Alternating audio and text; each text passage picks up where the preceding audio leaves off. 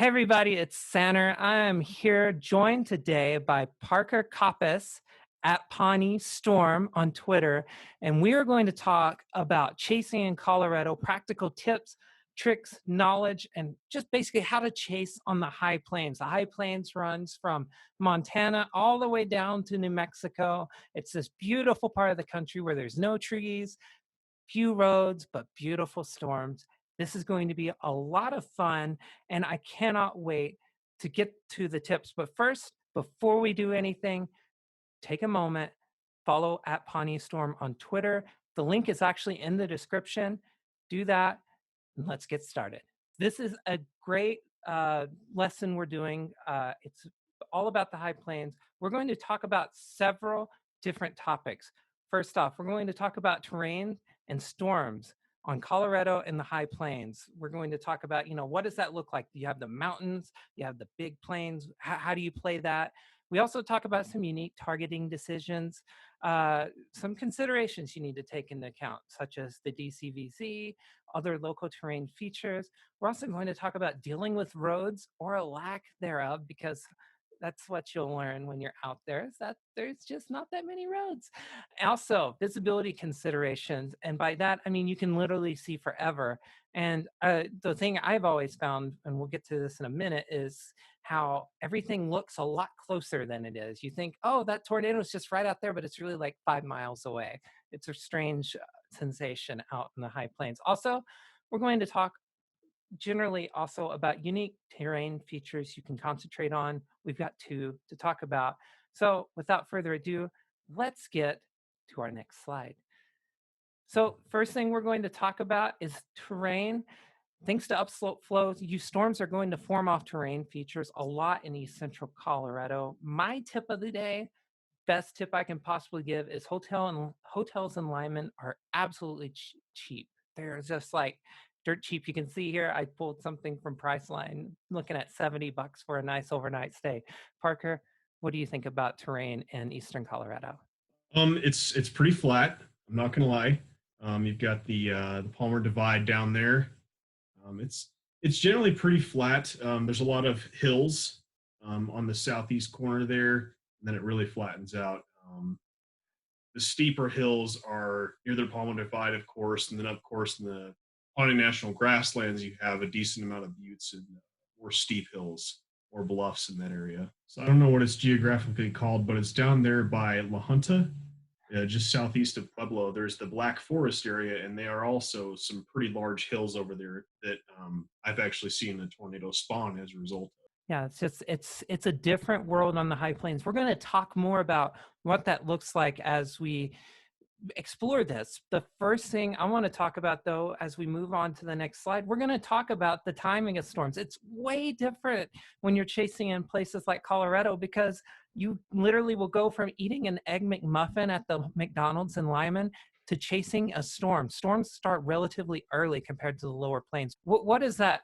How do you play that, Parker, when you're starting a day like at 11 a.m.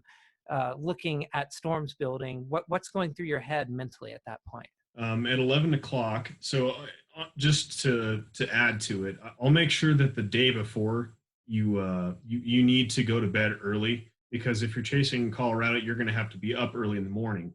So you have to eat very cleanly, stay very hydrated, bring snacks like beef jerky. But when I'm out in front of the storms at about 11 o'clock, I'm usually waiting. If the storms form off of the mountains, I'm waiting for that first one to move forward, because then it's going to have unimpeded open warm sector, just because the sun is heating the ground. And I'll know that that's going to be a good storm. So Parker, when we're getting down to it, what are some of the chase target factors you see when you chase Colorado and the high plains? So one of the most common ones that I think people miss out on is that you don't have to have the dew points as high as you do in the southern plains and Dixie Alley. So you'll have good dew points are anything between 50 and 55, sometimes even lower. It just depends on how the moisture is flowing that day. Um, but yeah, definitely, if whenever you have that southeasterly or easterly upslope flow, those are big Colorado days, because it's moisture coming into Colorado. It's usually very rich moisture, 50s, 60s, sometimes even low 70s once in a while. Um, so in regards to the upslope, you really should keep an eye on those mountains because they can act as a lifting mechanism for moisture coming in from the west. And they really just help to lift all the moist air up into the air, and it definitely helps with thunderstorm development. Even if the variables aren't looking as strong that day, if you've got moisture, just keep an eye out for it. So yeah, they can be very beautiful out there. Directional shear tends to be pretty average, but you'll have some days where you'd be very surprised. It's kind of like a lottery. It's usually good, but some days it's just insane when you wouldn't think it will be. And on the side tip at the bottom of the slide there where it says bring a jacket, that is very true.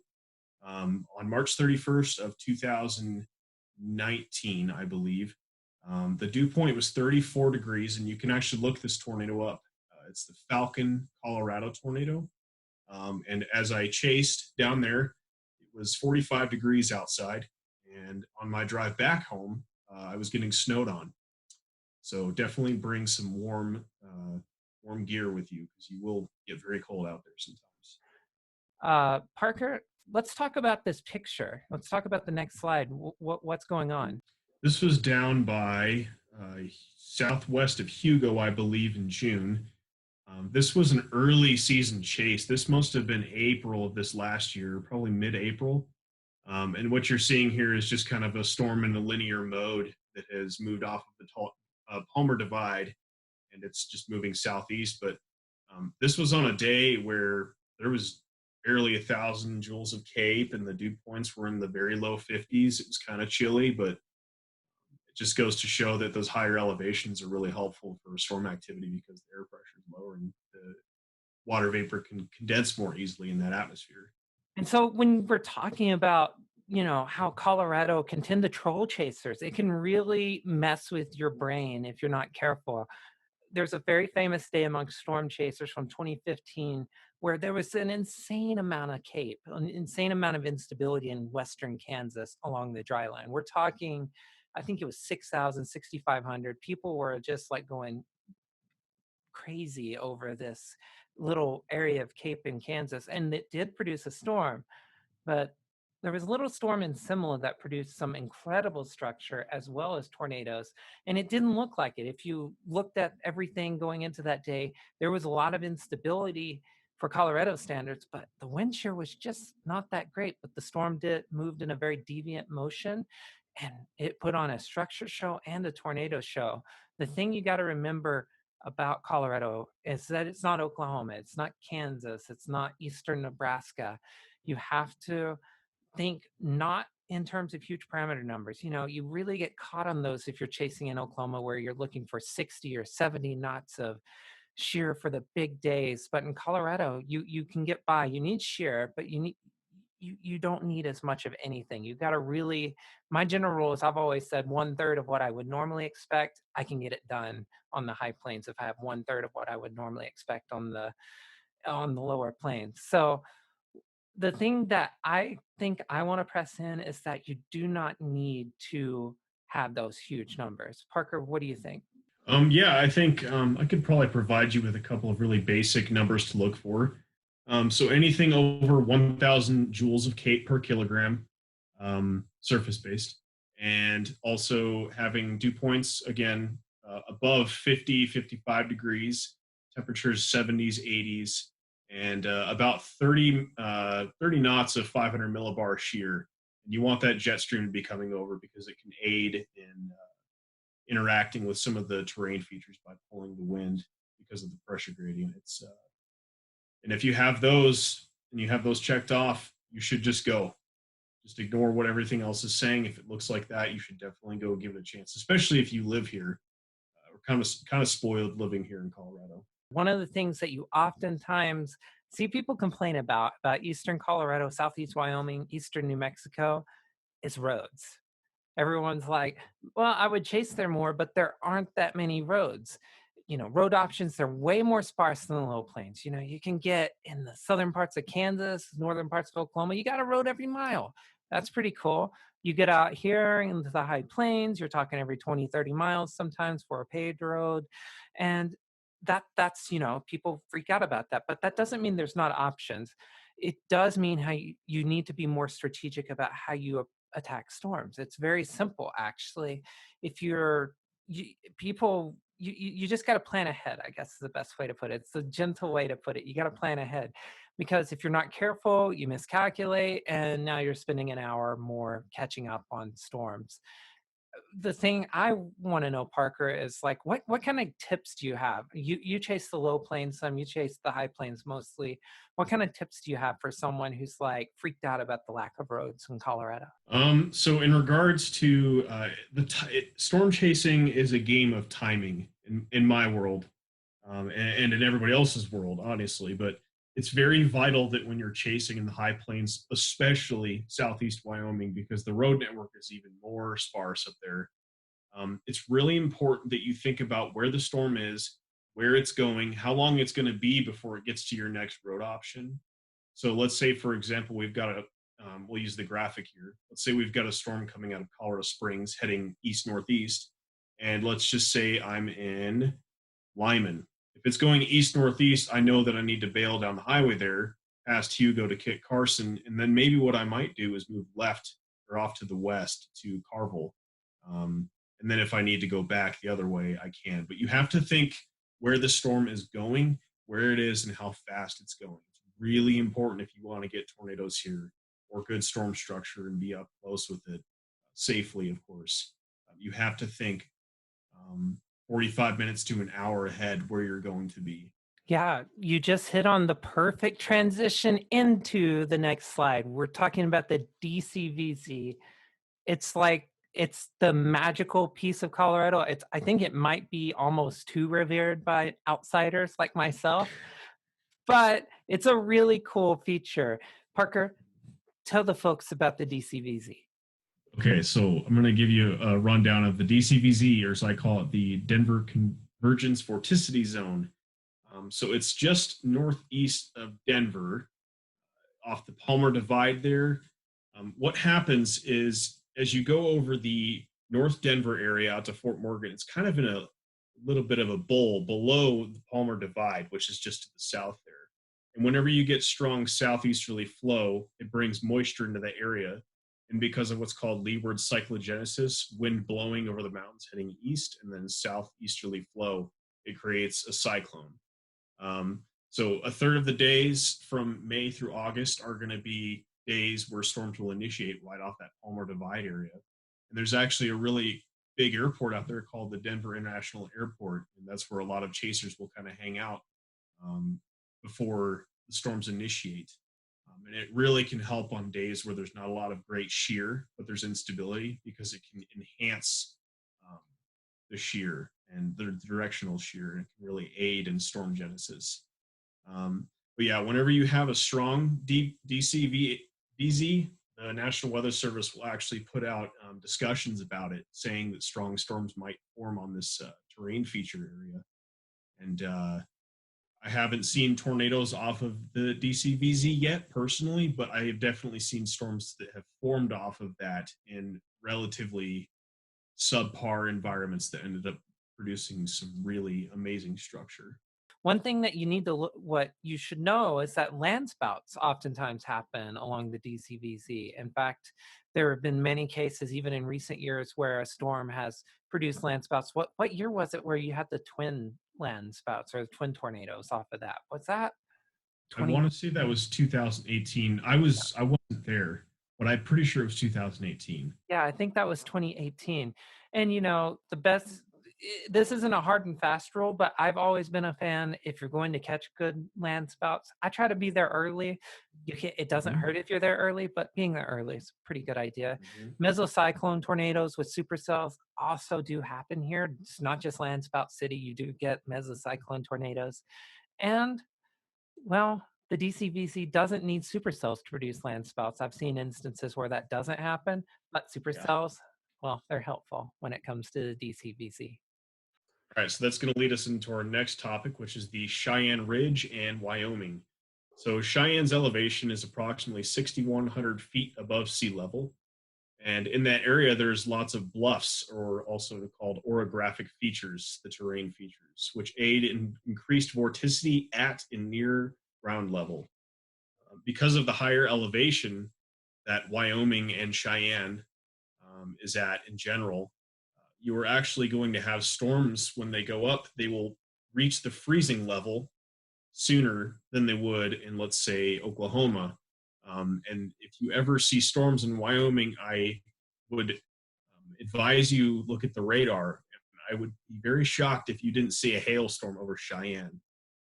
That area, for some reason, every time storms go off because of the freezing level and the Cheyenne Ridge, which runs along the southeastern side of Wyoming, can produce consistent inches of hail to the point where sometimes they'll actually have snow plows going through, pushing 6, 8, 10 inches of hail out of the way just so cars can continue driving.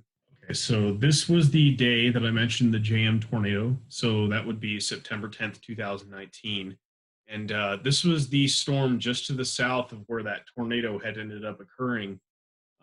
And I came upon the storm maybe 20 minutes after seeing that tornado on another photogenic storm. And this one was actually tornado warned at the time. So if you look at the right flank of the storm relative to the way that the picture has been taken, that's actually a rotating wall cloud. And because the shear is so strong and the RFD surge is so intense, it actually has pushed the wall cloud so far forward, it almost looks like it's not even part of it. Very slowly rotating. And off to the right there, on the right third of the picture, that's actually the beaver tail feeding into it. And then the vault and the updraft there. As you can see, there's some cows over there. They had not much to say other than they thought the storm was cool. But this is what a lot of Wyoming looks like. The further you get away from the mountains, you get to see more of these plains and rolling hills and bluffs of that nature. Yeah, how far away from that storm do you think you are at that point? At that point, I think I was 4 or 5 miles. Yeah, and it's just like that's just such a great view. It's like, I mean, of course, being close, everyone loves being a little closer if you want to be a little closer, but that's such a great view. It's unimpeded. There's no trees whatsoever to be found anywhere. And for me personally, I'm sitting here looking at that storm, wondering what I'd be doing with the time lapse. And I promise you, it'd be a lot of things. So it's just so Yeah, cool. it was an incredible storm. It was a crazy day. This was actually August 11th of 2019, and this was in Akron, Colorado, which is in the northeastern quarter of the state, I would say. So this storm, at the time of this picture being taken, I verified it on my radar scope as being 64,000 feet in regards to the echotops. This day was incredible. We saw a rain-wrapped tornado just to the north of this storm on a separate storm. And then this was a classic one. The one to the north was an HP that produced the tornado. And then to the west was a low precipitation supercell that had a very pronounced shelf cloud on the front end there. So like they always say, Colorado magic, it's a real thing. Standing behind this storm was just insane. And we actually were on this from initiation, which was even cooler. So Exactly. when we're talking about the high plains, there's a lot of good news. Visibility, it's really, really, really good. The upward sloping terrain means you can see forever. When you're looking west, that terrain's gradually going up. You can see a really long ways. The lack of trees, it adds to that feeling of visibility. And, close approaches are very doable in Colorado if you plan ahead, like we talked about. But distances over a couple of miles, they're not as much of a problem as to what they would be in like central Oklahoma. If you're like 3 miles from a storm in central Oklahoma, you have trees, all kinds of things that can really mess with your ability to see that storm. But in Colorado, if you're 3 miles away with no trees around, you've got perfect visibility. It's a really cool feeling to chase and know that it's like not forgiving, but forgiving at the same time. Okay, so I'm going to give you guys two pros, two cons, and one piece of advice for chasing Colorado in the high plains. So one of the big pros of chasing the high plains is that you have more light for chasing, and that's just due to the fact that storms initiate earlier, produce tornadoes in the early to late afternoon, and then you still will have in the summer 4 more hours with the storm before the sun goes down. One of the other pros would be that you don't need as extreme of parameters. Just because we're higher up near the freezing level, you can get hail more easily. It's easier to make the air unstable, and we have terrain features that aid in storm and tornado genesis. With regards to the cons, there's two big ones, I suppose. one of the big ones that really drives me nuts every year is that you have to be patient until like the very end of April, sometimes in the pretty late into May, just because we're so high up. It takes longer for that southeasterly flow to reach us. So June is the equivalent of our May here, essentially. Because of that, our chase season can go. I've seen it go from April all the way to September, like seeing a tornado in September. Um, and you also, one of the other cons, I suppose, would be that you have to be really, really, really vigilant of your road network. It's not like in Kansas where every 2 miles there's a grid network of roads. Some roads can get washed out because of hail. There's a lot of gravel, so flooding is pretty easy up here. We get flash flooding sometimes. And the roads can sometimes go in directions you really don't want them to, and the storm is going to catch up to you. So you have to stay about 45 minutes to an hour ahead of the storm's movement. And so one little piece of advice that I offer to any storm chaser anywhere, regardless of where you're chasing, is if you have Google Maps on your phone, there's a feature in there where you can actually download a section of the United States in the form of an offline maps so that you can still continue to chase carefully in regards to road network, even if you lose cell phone service, which I promise you will happen if you chase here, especially out by Ray and those eastern areas. You'll lose service as you go into a valley, and then as you come up on the top of a hill, you'll get it back. So just be aware of that. So a couple of things to take away. If you're like, just if you can take only 5 things away, here's the 5 things. You don't need sexy parameters in Colorado or the high plains to produce tornadoes. You don't need 4,000 cape. You don't need 50 knots of bulk shear. They're nice, especially if they happen in Colorado, but you don't need them. You do want to look for good directional shear, though. You want to look for those good southeasterly or easterly low levels turning to the southwest or west. That's good. That's really good in the high plains. Be early. Don't dawdle around. You want to be early when storms form. Tornadoes can and will occur in the noon hour sometimes. So you don't want to be sitting around in Lyman uh, eating an egg McMuffin and thinking, oh, I should have been out there. There's a tornado report on that little shower. You just think about that. Colorado is not magic, but it is magical. And that's something to remember. I don't know what that means because I wrote it, and that's not supposed to mean anything except just know it can be magical. Also, you want to look for early storms and or isolated supercells later. By that, I mean you want to be early on storms, but you also want to be on the most isolated storm as you go in through the day because, well, that's actually just a general tip. You just want to be on isolated storms. It works. So if you want to be in touch with Parker, you can find Parker, though, at Pawnee Storm Chasers on Twitter, Instagram as well. You can also just enter in these links and you will get there. They're also in the description below. That's even easier. My gosh, it's amazing what you can do with technology these days. Parker, thank you so much for doing this video with us. Thanks for having me. I had a great time. Yeah, it was a lot of fun. We'll have to have you on again in the postseason, and we can maybe we can debrief a couple of high plains chases sometime. Gotcha. That sounds great. So anyways, thank you for watching. Be sure to hit that like and subscribe button if you like this. Leave a comment, give us a suggestion on any future videos, and we'll see you next time.